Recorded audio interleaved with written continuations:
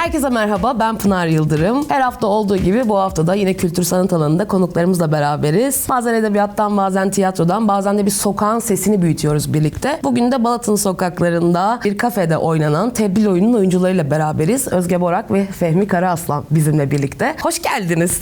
Hoş bulduk. Hoş bulduk. Şimdi dünya güzeli iki tane insan var. Hem oyunculukta böyle hem insani bir taraftan kalpleri güzel iki arkadaşımla birlikte olunca ben mutlu oluyorum. Şeyle başlayayım, yani Tebdil üzerinden zaten sohbeti akıtmak istiyorum. Sonrasında sizin kendi kişisel kariyerlerinizle ilgili sohbet etmek isterim. Siz nasıl isterseniz sohbet akışımız kültür sanat alanında olduğu sürece magazine hiç girmeden böyle aksın gitsin istiyorum. Tebdil'e ilk elinize geldiğinde o metin ne hissettiniz? Yani bu hani vardır ya, yazarın dünyasıyla sizin dünyanız uyuştu mu? O ilk okuduğunuz anla, kurduğunuz hayalle şu an oynadığınız arasındaki dağlar kadar fark mı var, yoksa çok yakında bir yerde miydi? Özge, senle başlayalım mı? Benle mi? Peki. Ben de Fehmi ile başlarız diye düşünmüştüm. Çünkü benden önce aslında okuyan o. Ben önce kadınlara hemen pas atarım, sen arkadaşını atıyorsan at. Çok kibarsın. Ben önce okuyan taraf olarak Fehmi'ye Tamam. hemen mi? topu veriyorum, sonra alırım. Tamam. Şöyle fikir aşamasındayken de biz çok konuşuyorduk Sami ile. Yani kafasında böyle bir hikaye belirdiğinde işte bizim bir arkadaşımızın, Derya Yıldırım'ın bir anlattığı bir hikayeden esinlendi. Hapishanede iki kardeşin değiştirilme fikri, yer değiştirme fikri üzerinden ortaya atıldı bu. Sonra onu geliştirdi ve ben sürece şahidim ya nasıl dönüştürdüğünü. Fakat Sami yazmadan önce pek bir şey anlatmıyor. Sadece ufak ufak böyle bir parçalar duyuyorum. Finalde yazıp bitirdiğinde bana bir okur musun diye verdi. Hatta onun evindeydim. Arka odada ben final sahnesinde okudum. Kendimi tutamadım ya. Hüngür hüngür ağlayarak. Oradan bana bağırıyor. Çay bir şey yapıyordu böyle. Şey dedi.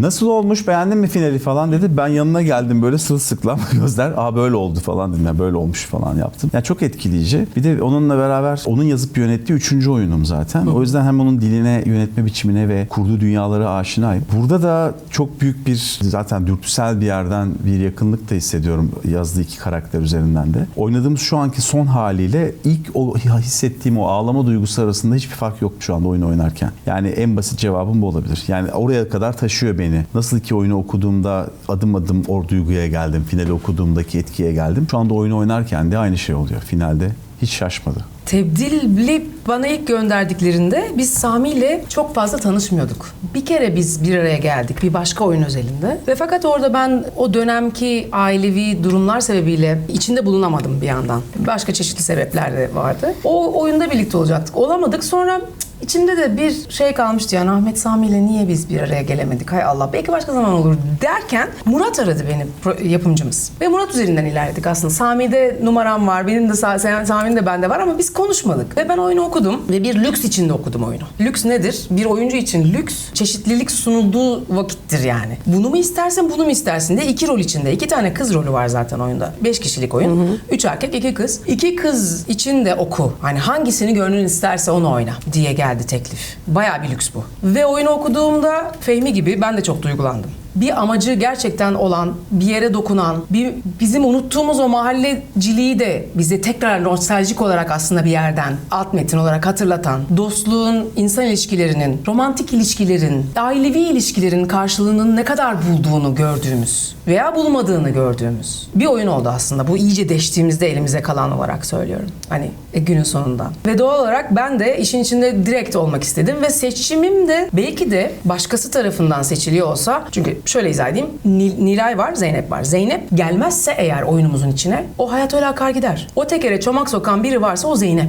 Ve ben Zeynep'i seçmedim. Ben Nilay'ı seçtim. Çünkü o mahallenin içinde olmak istedim. Bir döngünün parçası olmak istedim. Onu kıran değil de parçası olarak şaşıran olmak istedim. Bir şey kırıldığında. Ve oyuncaklı geldi bana Nilay. Çok oyuncaklı geldiği için Nilay'ı seçtim. Gerçekten biz nasıl... Çünkü ne hissediyorsan onu yaşatıyorsun da karşı tarafa. Biz nasıl duygulandıysak şimdi seyircimiz bir o kadar duygulanarak çıkıyor. Tebdil bu yılın zaten en çok konuşulan oyunlarından bir tanesi oldu. Özellikle yaşattığınız, yani biz hakikaten sizinle beraber o mahalleye, o sokağa, işte seyircimiz gittiğinde, ki gidenler vardır muhakkak, görecekler orayı. Sizi mahalleye davet ediyorlar. Aslında o kafenin içerisinde sen bir mahallenin içerisinden seyrediyor oluyorsun. Bütün, yani şöyle anlatayım. Seninle de özel konuştum, sana da söyledim, bütün arkadaşlara da söyledim. Benim, yani bilmiyorum, bir kadın oyuncu olarak belki de böyle ama Nilay'a çok içim gitti. Yani oynadığın o kadar iyi bir yerden onu bize böyle tak tak duyguları çıkartıyor, getiriyorsun ki önümüze. Şey gibi ya, çok zor.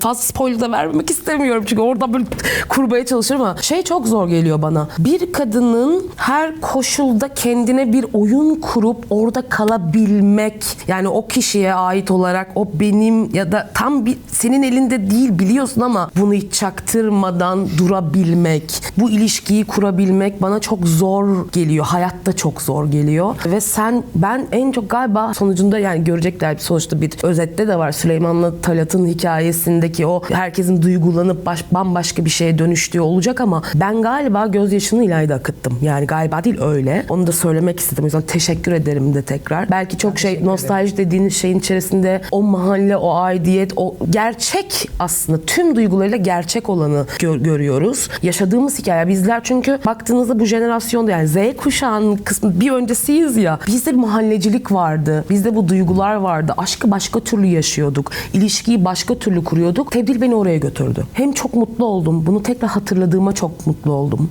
Bunların çok eski olmasına çok üzüldüm. Gibi bende yaşatan duygular bunlardı. Bütün oyuncular muhteşem oynuyor. Yani bunları söylemek zorundayım. Normalde konukları çok konuşturuyorum. Ben konuşmamayı tercih ediyorum ama bu övgüleri söylemek zorundayım yani. Hepiniz, yani Gülşah, Erkan, Burak, herkes, konuk oyuncusu her seferinde değişebiliyor. O da sürpriz.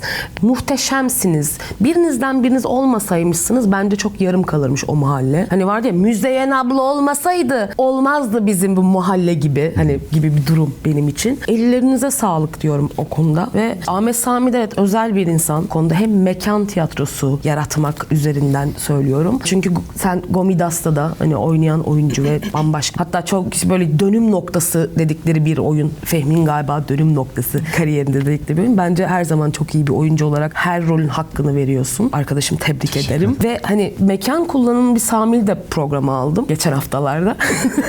Ve onunla da konuştuğumuz şöyle bir şeydi. Hani mekan üzerinden işte Gomidas Kilise'de, şu anki Pops Balat'ta oynanıyor da başka bir kafede, şimdi başka bir kafeye geçtiniz ve şimdi sahneye taşıyacaksınız. Sizin ilk, yani senin değil ama mesela sen ilk kez bir mekan tiyatrosu ve orayla özdeşleşmek ya da senin için de şöyle söyleyeceğim. Kilise başka bir dünya ama tebdil içerisinde, bir kafenin içerisinde hem seyirciyle hem sokağı işin içerisine koymak, konsantrasyon açısından da soruyorum bunu. Oyuncu konsantrasyonu ve hissiyatı nasıl bir şey, bir deneyim bu? Size ne yaşatıyor? Birincisi bence boyutlu. Profesyoneliz. Profesyonel bir iş yapıyoruz ve bana sorarsanız her şeyi her an her yerde yaşanabilir. Ve ikincisi, boyutlardan bir tanesi daha doğrusu, anda kalmakla ilgili. Yani o konsantrasyonu bozmayan şeyin anda olmaya, o akışın içinde yer almaya gönüllü olmakla ilgili olduğunu düşünüyorum. O yüzden ben kendi adıma konuşayım. Ben sokağın herhangi bir köşesinde, kaldırımın kenarında da bir oyun yapabilirim. Otogarda da, merdivenlerde de oynayabilirim. Kocaman bir İtalyan sahne. bir tiyatro sahnesinde de oynayabilirim. Yuvarlak bir orta sahnede de oynayabilirim. Bir kafede de oynayabilirim. Daha önce mekan tiyatrosu yaptım. Kolay bir şey değildir. Özellikle yemeli içmeli bir mekan tiyatrosu yapıyorsanız o kolay bir iş değildir. Yani o Her şeyi dağıtıyor konsantrasyon. çok düzgün bir işleyişin olması gerekir. O çatal bıçak seslerinin olmadan yapıldığı çok doğru bir matematiğin oturtması gerekir. Ve onu öyle bir yerde yaptım. Çok şanslıydım yani. Hani bizim oyunumuzu bölmeyen, birçok servisin çok önceden yapılmış olduğu, araya bizim dahil, yani meze gibi karışmadığımız, amiyane tabirle düzgün bir mekan tiyatrosu daha önce yaptım. Bu tarz yeme içmenin olmadığı, sadece mekanı sahneymişçesine kullandığımız tiyatroyu ilk defa yapıyorum. Ki bence çok kıymetli. Çünkü konumuz da zaten kafede geçmesi sebebiyle bir kafenin içinde oluş, seyirciye olayların ortasında oturup canlı canlı hikayenin parçasıymışçasına izliyor efekti. Evet, tanık veriyor. olmuyoruz sadece. Bir interaktivite söz konusu değil ama evet, tanık, yani orada bir şahitlik ediyorsunuz duruma gibi bir hal alıyor. Bana sorarsanız anda kalmaya devam edersek, profesyonelliği unutmazsak, nesnelliğimizi kaybetmezsek bu işi her yerde yaparız. Ya çok güzel açıkladı zaten. Evet. Ve o, ben de bağ kurmak diye onu tanımlarım genelde. Yani kendinle ve partnerinle veya durumla ve mekanla benzer şeyleri söyleyeceğim ama oradaki o bağı kurabildiğiniz sürece, anda kalabildiğiniz sürece her yerde tiyatro yapılabilir ve zaten mekan orada boyut katmaktan öteye geçmiyor. Mekan kendi başına bir şey yapmıyor. Bir boyut katıyor sadece aslında. Sahne de sonuçta sizin tasarladığınız bir mekan. Bir yerden baktığınızda sokak da bir mekan, şurası da bir mekan. Hani bir yerde siz oyunun içinde kaldığınız sürece mekanı siz dönüştürüyorsunuz aslında. Mesela oyunda kalabilmek. Onun da işte zıtlıklarını veya zorluklarından bahsetmişti. Benzer şey düşünüyorum. Ama bizim mesela tebdil içinde farklı bir algı oluşturuyor sahnenin orada. Sokaktan başlaması, insanları balata davet etmek, sokağın etkisi, içeri çıkışlar, girişler, rejinin dışarıda kurulması falan. O çok etkili. Mesela kilisedeki oyun bambaşkaydı. Oradaki mekan etkisi ikisi daha ruhani bir yerden Zabomidas'ta. Orada başka bir ambiyansa etki ediyordu. Yani mekan kullanımı da her defasında yeni bir şey olarak, oyunun bir katmanı olarak kullanılabilir. Ya da biz şeyde oynamıştık, hatırlarsan Perapalas'ta bir oyun yapmıştık yine. Red Spilo. Orada da havuz kullanılıyordu. O da oyunun dokusuna uygun bir tasarımdı. Yani ayrıştırmadan düşünmeli sanki. Oyunu nerede oynarsan o ambiyansın içinde davet ettiğin sürece o olayın bir parçasına dönüşüyor. İkinizin aslında farklı disiplinlerden gelen eğitimler açısından söylüyorum. İşte Fransa'dan var. Şehir tiyatrosunun sen çocuk oyuncusu olarak başladın 8 yaşından itibaren aslında. Yani böyle bir geçmişinizde konvansiyonel tiyatro var, farklı disiplinler var falan. Bu çok sorulan bir sorudur. Hani bambaşka bir şeyin içerisinde buluşuyorsunuz ama biz hikaye anlatıcılarız. Her yerde buluşuruz diyorsunuz. Peki farklı metotlar ya da işte teknikler kullandığınız bu oyun için özel bir şey var mıydı sizlerde? Benim yoktu. Ben eklektik olduğunu düşünüyorum birçok şeyin. İç içe geçici, yani tek bir şey üzerinden ilerlemenin hiçbir konuda doğru olduğunu inanmıyorum. Günlük hayatımızda dahil olmak üzere yaptığımız iş ne paradigmalar getiriyorsa onların özelinde de, ne ekolleri varsa onların özelinde de. Daha eklektik, daha iç içe, her şeyden bir parça alarak, neye ihtiyacım varsa o tarafa daha ağırlık vererek. Doğal olarak ben sadece mahallede olmanın duygusunun ne olduğunu düşündüm. Orada yaşamanın, orada olmanın. Ve şu cümleyi duyduğumda daha provalarda kendi adıma, o mahallede yaşayan birinden, ben bu kadını tanıyorum dedi. Dedim ki tamam, doğru yoldayım. Provamızı izleyen, o mahallede yaşayan birinden duyduğum bir cümleydi. Doğru yolda olup olmadığımın denklemini de biraz durumuna, dokusuna, duygusuna inandığım kişilerin söylemlerinden de çıkarıyorum. Sadece bir başıma ben yaptım olduğu da denebilir bazı anlarda. Ama öyle dememeyi tercih ettiğim bir oyun oldu. Oralarda yaşayan biri olmayarak, oralarda yaşayan birinden bunu duymak doğru yolda olduğumu hissettirdi. Var mı Fehmi sende? Yani ben de her metne ayrı çalışılması gerektiğini düşünen bir yapıyla bakarım tiyatroya. Yani bir tek bir yöntem yoktur yani. Her metin kendi içinde sana çalışman gereken şeyleri sunar yani. Ama bu oyun özelinde yani çok gerçekçi bir hikaye, sokağı kullanıyoruz falan.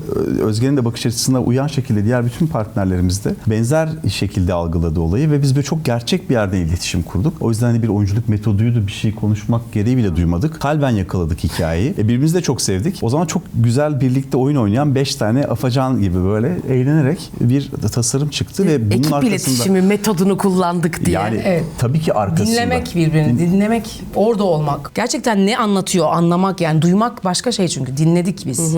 Göz gözesiniz ya, Evet. her yerde hani hani kulisinizde bir arada. Dışarıda oyun seyretmiyorsunuz, birlikte gidiyorsunuz. Yani böyle bir şey var orada yani. Başka bir mahallede Biz bir tatil aile bile yaptık kurulmuş. birlikte bu yaz. Ne tatil yaptınız Ya. be. Yani ben oralara girmeyeyim etmeyeyim diyorum ama ne tatil yaptınız arkadaşım. Yaptık. Dalış da Arkadaşlarımızla. yapıyorsun sen. Evet. Yani gördüm yani bu yıl falan. Evet. Daha yeni geldin abi. Bir hafta falan mı oldu senin? Hayır ama Eylül'ün 18'iydi geldiğimde. O zamana kadar gezdim. Ya bayağı. Ama yani şöyle izah edeyim tabii. Geçen sene hiç nefes almadan, yaz dahil çalışarak Hakkındır. bir performans sergilediğim için bu yaz dedim ki bunun acısı çıkacak. Hakkındır. Ve çıkardım yani gerçekten. Daldım, çıktım, yüzdüm, surf yaptım, her şeyi yaptım. Canım ne istiyorsa onu yaptım. Arkadaşlarımla tatil yaptım, ailemle tatil yaptım. Herkesten ayrı bir başıma tatil yaptım. Öyle. Çok güzel görünüyor Güzeldi. yani. Umarım seneye yine yapabilirsin bu arada. Dileğim o yönde. Bundan sonra kendine böyle bir keyifli alan. Çünkü hani yıllardır hakikaten sen bizim yani denir yani evimizdesin aynı zamanda, hem yani Evet. sahnede seyrettiğimiz, ekranda seyrettiğimiz 8 yaşından beri işte şehir tiyatronun içerisinde, bir de anne baba sanatçı olunca Evet. Selçuk Borak, Özge Borak babasıdır aynı zamanda, Evet. bir koreograf, dansçı, annen yine opera bale, yanlış hatırlamıyorsam değil mi, balerin. Şimdi böyle bir disiplin içerisinden de aynı zamanda tiyatroya geçiş yapıyorsun. Hatta de sormak isterim sana. Başka bir disiplinde olan ve çok aslında zor bir disiplinden, bu sen yetişirken de, mesleğini seçerken de ama bir bildiğin, aileden bildiğin bir şeyle bu sana avantaj oldu mu? Yoksa senin için frene basman gereken kurallar koydun mu? Nasıl bir süreç ilerledi senin için? Çok uzun zamandır çalışıyorsun bir de. Evet. Bir kere içinde büyüdüğünüz ortamla da çok ilgisi var bunun. Yani bambaşka bir şehirde bambaşka bir meslek dallarına sahip aileden çıkan oyuncu arkadaşlarımız da var elbette. Yönlendirme veyahut arzu ettiği şeyi desteklenmek aile tarafından çok kıymetli bir şey, ama ben zaten göbeğine doğmuş biri olarak benzeş disiplinlere sahip meslekler yapıyoruz ailece. Hepsi sahne sanatları zaten. Biri bale, biri tiyatro. Ama tabii balenin disiplini bambaşka. Yani orada da hani biraz farklılıklar gösteriyor. Bambaşka demeyeyim de farklılıklar gösteriyor. Orada daha ömrü kısa bir kere. Aktif olarak icra etmek için. Çok daha yeme içme disiplininin de başka türlü ilerlediği bir meslek dalı. Ama ben mesela çok istedim balerin olmayı. O kadar çok istemiştim ki ve fakat şimdi bugün oyuncu olduğum için çok mutluyum. Çünkü belli bir yerde ya karakter rol oynarsınız ya çalıştırıcı olursunuz ya koreograf olursunuz. Her ikisine devam ettirebilirsiniz koreograf olduğunuzda ama hani belli bir yaştan sonra sadece bir şey olarak devam edebilirsiniz o meslek grubunda. Burada ömrümüzün sonuna kadar, ömrümüz vefa ettiğince yaşımız neyse her o yaşın o rolü var illa sahnede bulunabilmek adına. O yüzden bugün tiyatroda olduğum için yine çok mutluyum. Biz de çok mutluyuz. Yani iyi ki. Seni seyretmekten çok mutluyuz. Çok teşekkür ederim. Çok kibarsın. Bu ailenin içinde yetişiyor olmak tabii ki bugün tiyatro mesleğini icra ederken ben de o disiplini, ben de o sakinliği ama deliliği hepsini içinde barındırarak geldi. Ama doğal olarak çok hoşuma gidiyor oradan gelişimle ilgili. Dans edebilme yeteneğinin de olması, aynı zamanda şarkı söyleyebilme yeteneğini geliştirmek bu süre zarfında hepsini bir araya getirmek benim bileziklerimi arttırdı. Öyle Ki söyleyeyim. oyunda şarkıda söylüyorsun. Çok Nasıl küçük küçük bir kuple de olsa o güzel sesi duymuş oluyoruz en azından Teşekkür efendim. Gerçekten bana bazen şöyle geliyor. Mesela sen hiç çalışmadım. Fakat hani büyülenerek seyrettiğim oyunculardan birisin gerçekten. Yalan da söylemiyorum. Bilmukabele. Teşekkür ederim. Gibi mesela prova esnasında hiç yaşadım mı bilmiyorum ama prova esnasında falan diyorum ki atıyorum biri böyle bir sulu bir şey yapsa ve sana sonra tam bir şey çözmeye çalışırken böyle kaşın buradan buraya kalkarmış gibi geliyor. Hani böyle çalışıyoruz şu an Bir daha gibi. söyle. Hani mesela çalışıyoruz ve sen Evet. o sırada bir şey çözmek üzeresin. Bir şey yani uğraşıyorsun prova esnasında. Biri sulu bir şaka yaptı ve kaşın kalkarmış gibi geliyor. Yani büyük bir disiplin içerisindeymişsin. Çoğunlukla Buzar kaş gibi. kalkmasından ziyade duymam bile o tarafı. Ha bak. Şimdi bak bu Konsantre da ol. bu da enteresan. Orada olmakla ilgili. Evet, çok. Çok artık dürtükleyici ve yani sabote edici versiyonuyla da evet o zaman bir böyle olabilirim. Yalnız arkadaşlar biraz sessiz. Bence Fehmi'ye soralım. Ben de yaşadınız mı? O kadar bilmiyorum. Ben kendi adıma Evet. sanki öyle direkt Benim kalkar veren değil de mesela. böyle o an orada bulurum. Biraz sessiz diyebilirim evet. Ya ben bayağı Tabii yüksek dışarıdan nasıl diyebilirim. göründüğünü Fehmi anlatsın bence. öyle. Ya şu an aklıma bir an gelmiyor ama çok disiplinli bir oyuncu olduğu için Özge. Birbirimizi bulduk yani bu projede. Ay, tam olarak öyle. Evet. Etkileşim diye bir şey var bir kere. Sizin ekibin sanki gibi böyle küçük yaramaz çocuğu Erkan mıydı mesela? O mu yapar şey? Burak mı? Gerçekten. Burak. Ama yani o kadar hepimizin arasında bir tatlı bir uyum var ki onlar kayboluyor. Bir aile içerisinde kaybolacağı gibi yani. Peki sonda Biz soracağım soruyu ilk tamamlıyoruz. soruyorum şu an. Sonlarda soracağım. Hızlı turda diyordum ama hazır konusu gelmişken. Böyle oyun esnası bizim hani yaptığımız elbette ki bir son oyun şakasını bazen her oyuna yayabileceğimiz olabiliyor falan. Böyle bir şaka ya da bir an öyle koptuğunuz ve nasıl öyle bir an Adam camın önündeydi. Ben de sana şey yaptım. Evet ya. Ya öyle bir şey oldu ki şimdi bizim cam önü oyunlarımız da var biliyorsun. Evet. Yani salonun dışında da oyunlar sürüyor ve orayı da seyirci izliyor aynı zamanda. Fakat o anda bir cam önü oyunumuz yok. Hepimiz içerideyiz. Gülşah, ben, Fehmi hepimizden kastım o sahne özelinde. Adamın biri geldi camın önünde durdu bizi izliyor. Yani Fehmi burada duruyor, ben burada duruyorum. Adam burada duruyor. Seyirci burası. içeride ne oluyor diye Ve bakıyorum. şöyle oldum. Adamı gördüm camın önünde yokmuş gibi davrandım. Çünkü onu katabileceğim bir an yok o anda. Fakat Fehmi Ben pırtladım bir yerde daha duramadım. Evet, ben. ama Fehmi böyle 10 yapıyor dakika bana. yani, 10 dakika kaldı herif orada. ama böyle bak Böyle- şimdi oynuyoruz Fehmi böyle yapıyor bak. Ya bakma. Mübarek bakmayasın ya. Hani dahası ekledi. Üstüne ekledi sağ olsun. Böyle yaptım. Bakayım ne yapacak? Özge kurtarır zaten. Yani resmen Fehmi yaptı o an. Bakalım Özge şimdi ne yapacak? Çünkü cır cır konuşuyorum o sahnede. Ve dedim ki kızıyorum o an kızdığım bir sahne. Gülşah da çok rahat çünkü en geride ve kah gülüyor Gülşah görüyoruz. Böyle eğilmiş öne doğru gülüyor yani. Adam çünkü böyle izliyor. Zor durumda sensin. Camın diyorsun. önünde durmuş. Evet. En son o kadar kızıyorum ki ona. Ben de dedim ki seni buna veririm paramparça eder beni delirtme dedim. Biliyorum onu bir Alamayız şekilde elimden çıkaracak dedim. orada. Duruyor hala. Gitmedi. Ben dışarı çıktım hala oradaydı. İnanılmaz ve yani güldük bu arada. Seyirci de güldü. Yani çünkü Fehmi güldü. Bak. Burada seni çok Parçalarım fena diye. Böyle yaptım. Yapınca ben de gülmeye başladım. Böyle yaptım. Sinirler bozuldu dedim.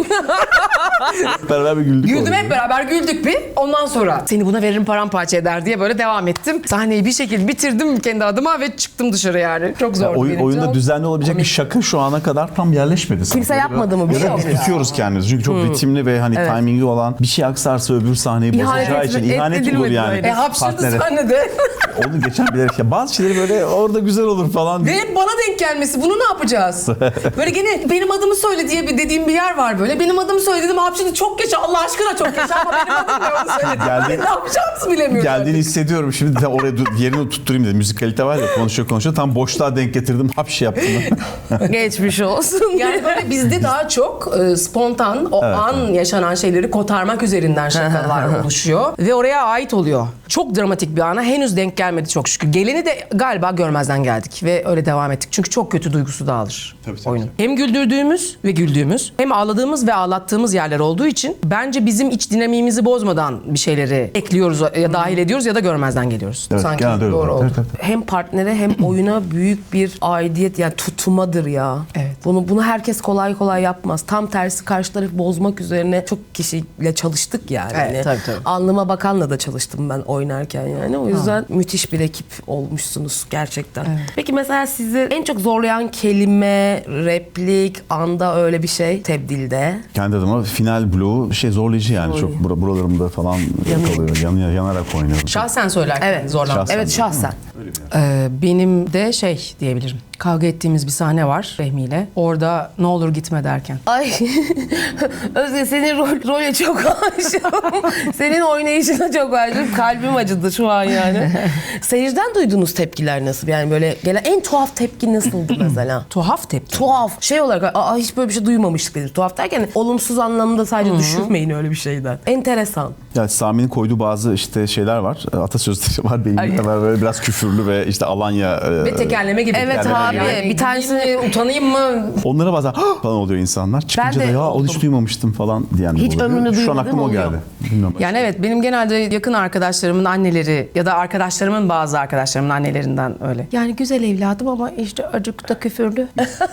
Aslında yani bütün oyunu böyle demek biraz acımasızlık olacak ama bir iki tane böyle çok majör altı çizilen var. O iki tanesi kalıyor galiba akılda. Evet, Bir evet, de- o kadar Bir da de şöyle bir gerçeklik var. Balat'ta oynanıyor ve o böyle. Balat'ın öyle bir jargonu var kısmı. Bu bir Biz az yapıyor bile olabiliriz bu arada. Evet, tabii ki. Yani bizim tabii ki kendi içimizde şöyle bir tartışmamız var. Yani bunları bizim sahneye taşımamamız lazım ama nasıl verir? Bu başka bir tartışma konusu diye bakıyorum. Beni o kadar fazla rahatsız eden yok. Yani bir iki tane işte dediğin gibi duymadığım dediğim bir şey vardı. O gerçekliğin ortasında o kadar otururken bu gerçeklik Evet. dışından bir şey sunarsan hani onu azaltmak üzerine kurulu, o zaman sunileşir. O yüzden o gerçeklikten kopmamak adına bizim de o küfürleri kullanmamız gerekiyordu. Ve dediğin gibi bence abartılı bir şey değil. Benim verdiğim örnekte de hayatında hiç küfür olmayan insanlar olması sebebiyle böyle bir tepki vermişlerdir sadece. Kesinlikle katılıyorum. Bir de keyifli. İşte Süleyman karakteri az çok bozuk falan böyle küfürlü mahalle adamı falan ama mesela finalde insanların onun için üzülmesi ya da işte onun yaşadığı duygular, dönüşümler falan, hani spoiler vermeyeyim. Mesela o dokunaklı oluyor. Yani insanlar o şeyleri unutuyorlar artık. Bunlar hayatın parçası, insanlar böyle konuşuyor. Artık Biz o silinip gidiyor yani. o duyguda kardeşlerdir, kalıyoruz. onu seviyoruz ya. Duyguda kalıyoruz yani. Onu yaratmaya çalıştı sanki yazar da yani Sami'de. Sen de o iki kardeşten onu mu daha çok seviyorsun? Süleyman'ı mı daha çok seviyorsun sanki? Kardeşler Yok. ayrılır mı diye ben arkadaşımı hemen kurtarayım. Kardeşler ayırmadınız. Kardeşler. Bu arada ayrılabilir yani, hangisini daha çok seviyorsun? Yok ya, şöyle sanki bir parçanın, yani onu öyle oyuncu olarak kendi içimde sanki iki parçaymış gibi tasarladığım için ayrışamıyor zaten. Bir yerlerde beraberler. Aynı kalpten kan pompalanıyormuş gibi düşünüyorum. Ama uzuvlar farklı, işte bazı düşünce yapıları farklı ama bir yerde ruhlar çok yakın. Ya da Öyle bir tasarlıyorum. tanesini daha çok sahnede daha fazla duruyor. Onu daha çok görüyoruz. Belki Zaten oradan Süleyman da bir. daha ilk başta evet orada. Olabilir belki. Ama Talat daha böyle, beni dışarıdan gören biri için bana daha yakın görenler olabiliyor. Talat daha böyle sakin falan filan. Evet. Ama onu ayırmak hoşuma gidiyor benim. Yani ikisini de böyle. Bir kelimeyle tebdil nedir senin için desek? İkinize de soruyorum tabii ki de bunu. Tebdil senin için ne? Oyun özelinde mi, tebdil kelimesi özelinde mi söyleyeyim? Nasıl istersen almayı. Aklıma hemen kavuşmak olmak. geldi. Açık olmak. Kavuşmak.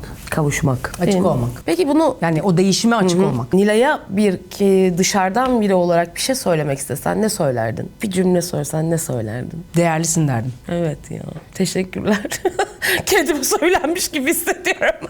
Çünkü değer görmek adına ve sevilmek adına yapıyor her şeyi aslında severken. Belki çok sevişi bile sevilmek için. Kesinlikle.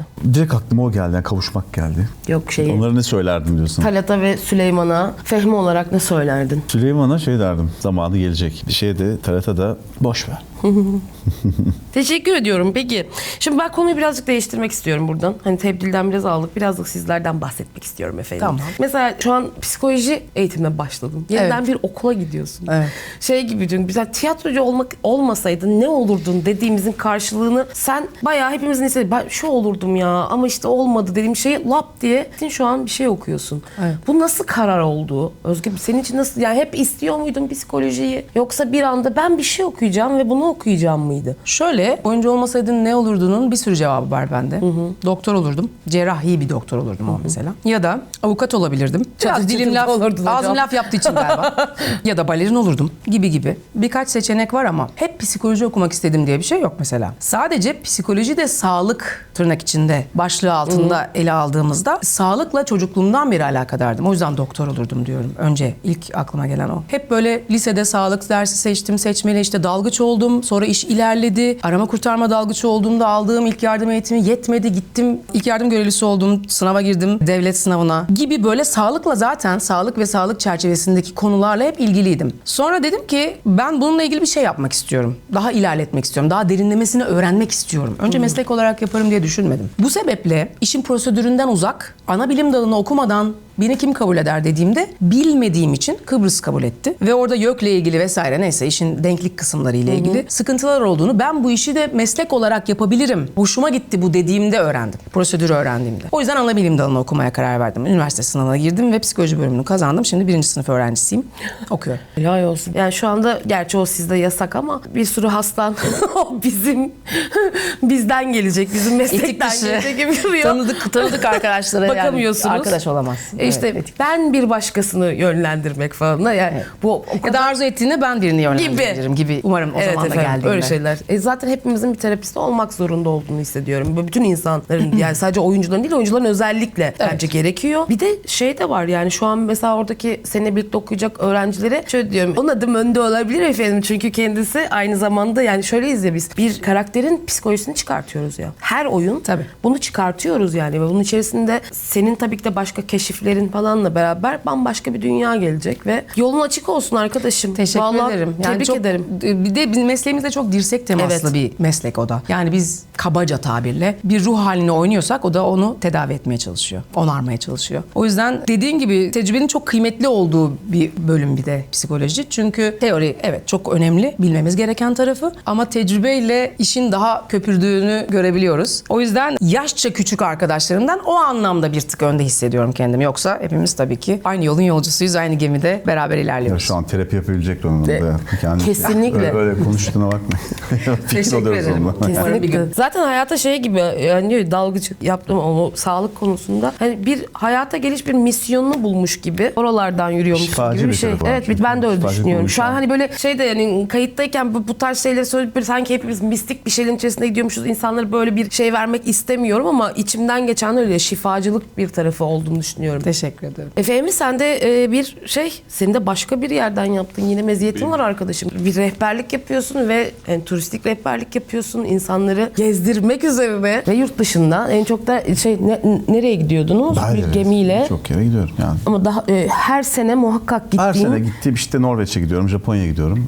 Nasıl oldu? Bu nereden çıktı abi Ben de sende? benim de ilk fakültem eğitim fakülteydim ben. İngilizce ve Fransızca öğretmenliği mezunuyum ben de. Konservatuvar öncesi. O yüzden dil okuduğum için direkt malum yaz ayları turizm öyle başladı. 19-20'li yaşlardan itibaren. Sonra onun çok iyi bir alternatif oldu. Tiyatro yapıyordum zaten hep. Yine insanla ilişkili. Yani yaptığım 3 profesyonel daldı. Çünkü eğitim fakültesi diplomam var. Ben İngilizce ve Fransızca öğretmeniyim aynı zamanda.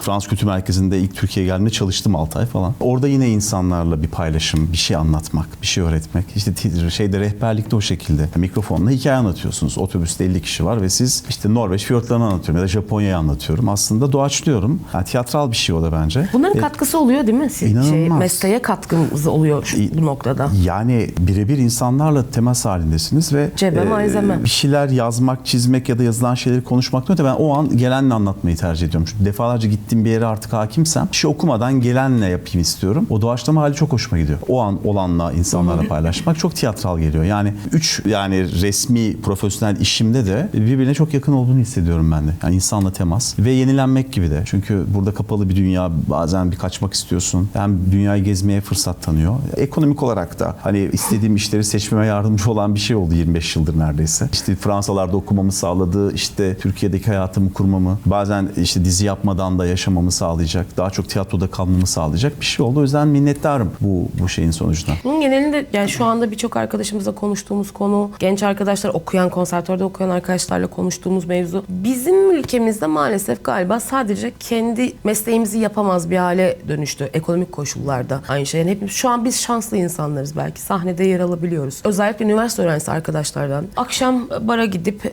orada servis yapıyor, sabah okula gidiyor. İşte prova zamanı belki bulamıyor, audition'a gidecek zaman bulamıyor. Bulsa dahi hani onu alamadan bir şekilde oraya geri dönmek zorunda. Yani böyle bir sistem sorunu var. Ve bu sistem sorunu, yani eğitim sistemi sorunundan da ben artık şey diyeyim, yani birazcık galiba vazgeçme noktasına geldiğim bir yerden tekrar benim için de Balat çok bambaşka bir kapı açmış oldu Ahmet Sami ile buluşup. Yeniden inancımı kazandım diyeyim aslında. Biraz umutsuzluk tarafındaydım. Oyunculuktan hiç bıkmıyorum. Yani sizleri seyrederken de tekrar içime böyle oyunculuk umudu gelmesi, yeşermesi diyeyim daha doğrusu. Kendim oynarken de tekrar aşık oluyorum. Ama her seferinde bir vazgeçiş. Her seferinde bir ayağım böyle bir burada nefes alamayacağım galiba deyip siz kendi içinizde bunu başka türlü, yani bu meslek başka mesleklerden de beslenerek mi nefes alma, devam edebilme motivasyonunu bulabiliyorsunuz? Maddi açıdan mı konuşuyoruz? Onu tam anlayamadım. Maddi manevi. Ben genç bir arkadaşımdan da etkileniyorum çünkü. Hani belki ben o maddi sıkıntıyı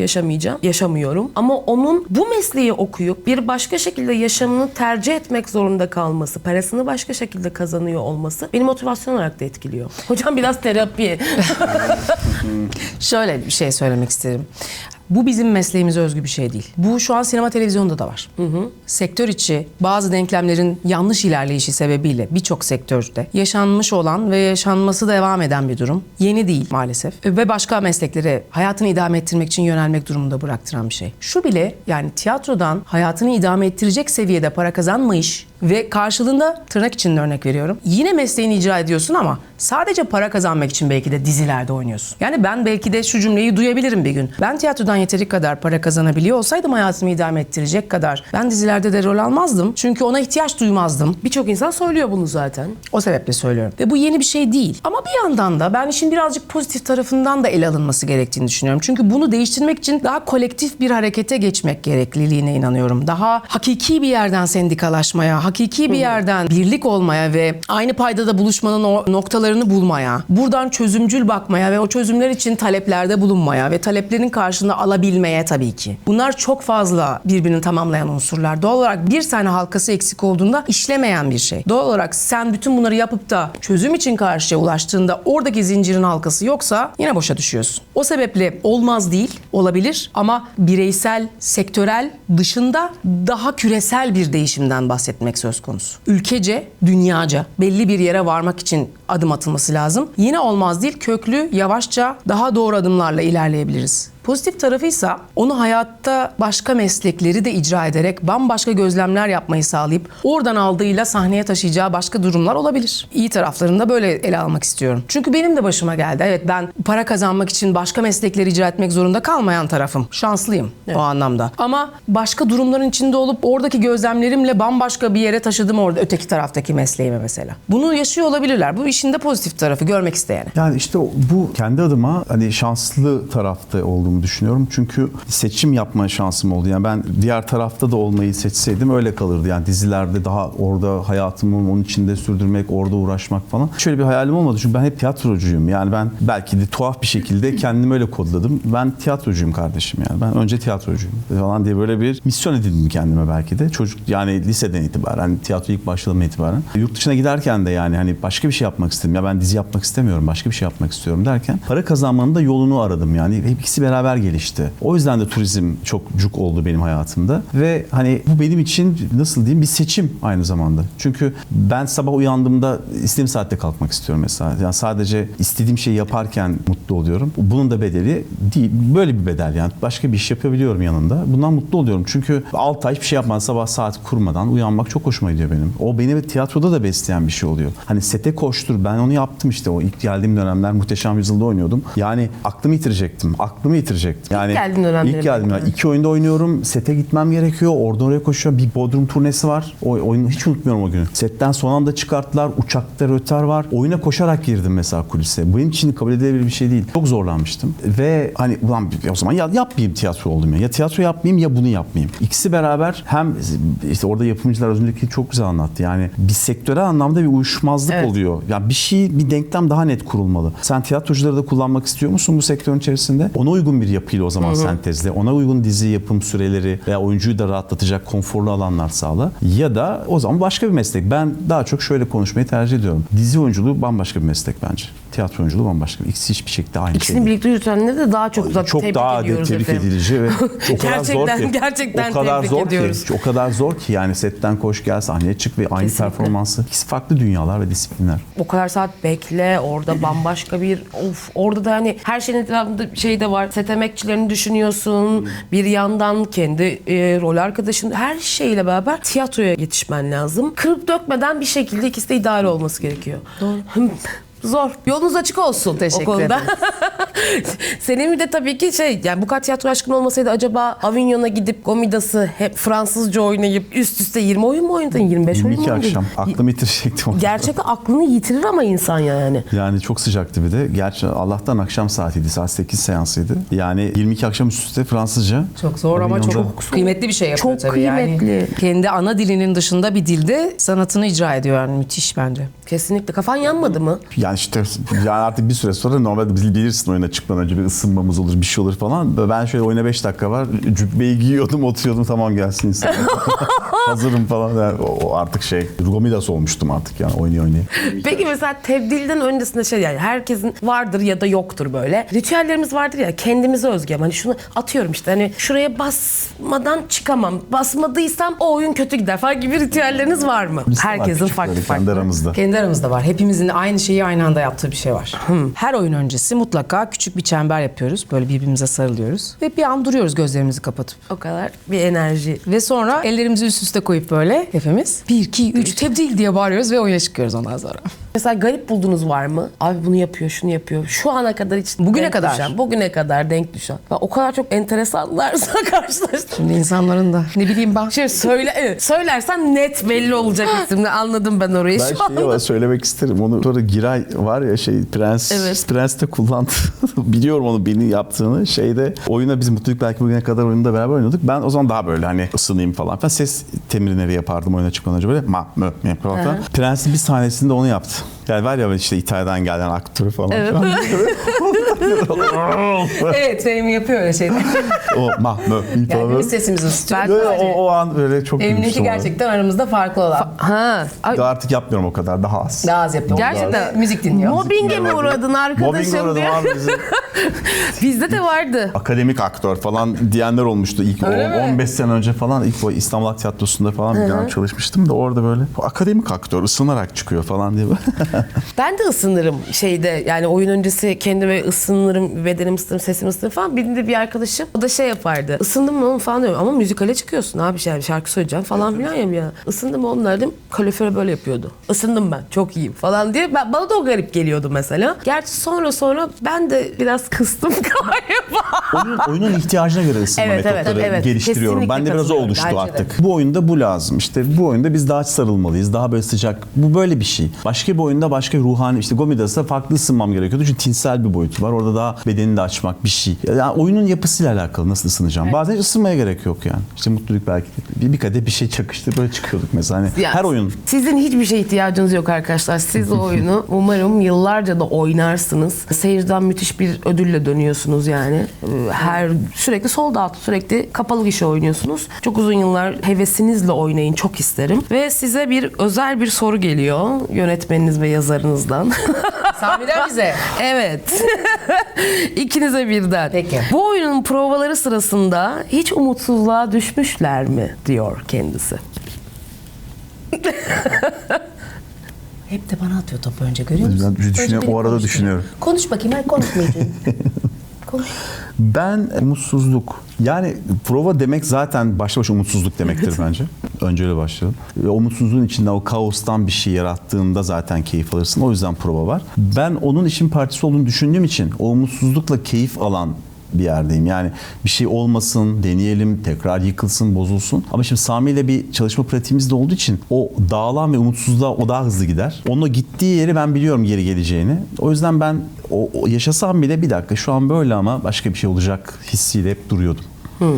Yani orada hiç yıkılmadım.